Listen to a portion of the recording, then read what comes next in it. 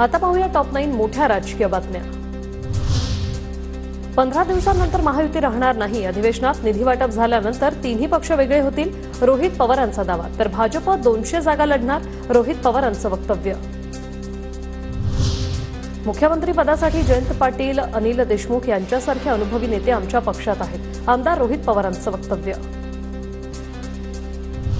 मनोज जरांगेंचं उपोषण स्थगित, राज्य सरकारच्या शिष्टमंडळाच्या आश्वासनानंतर मनोज जरांगेंचं उपोषण स्थगित। मनोज जरांगेंकडून राज्य सरकारला 13 जुलैपर्यंत वेळ, सरकारने 1 महिन्यात निर्णय न घेतल्यास निवडणुकीच्या मैदानात उतरण्याचा जरांगेंचा इशारा।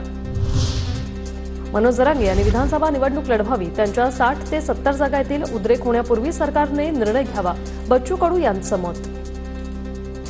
साहेबांनी विधानसभेची तयारी केली पाहिजे, त्यांच्या 60-70 जागा निघेल अशा प्रकारचं महाराष्ट्रात चित्र आहे आणि ते आल्यावर अधिक चांगला सोयीचा निर्णय घेता येईल काय ते इथं पाहावं। जरांगेंनी आत्मक्लेश थांबवला पाहिजे, कुणी किती शिव्या दिल्या तरी मी ओबीसींचा मुद्दा सोडणार नाही, मुद्दा एकाचा हिसकावून दुसऱ्याला देऊ नका।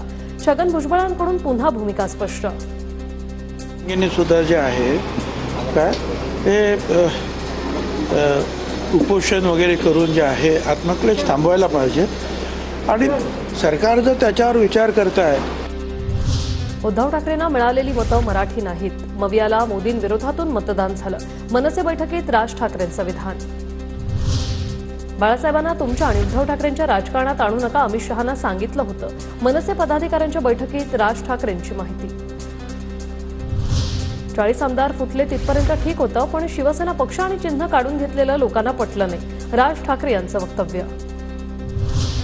40 आमदार पक्ष सोडून गेले नाही तर पक्ष वाचवण्यासाठी गेले, राज ठाकरे यांच्या वक्तव्यानंतर संजय शिरसाट यांचं प्रत्युत्तर। त्याच्याबरोबर जर धनुष्यबाण गेला असता तर मला वाटतं बाळासाहेबांनी आयुष्यभर जे विचार जपलेत त्याला तो दिलेला छेद झाला असता। तर पक्ष वाचवण्यासाठी ही केलेली प्रक्रिया आहे।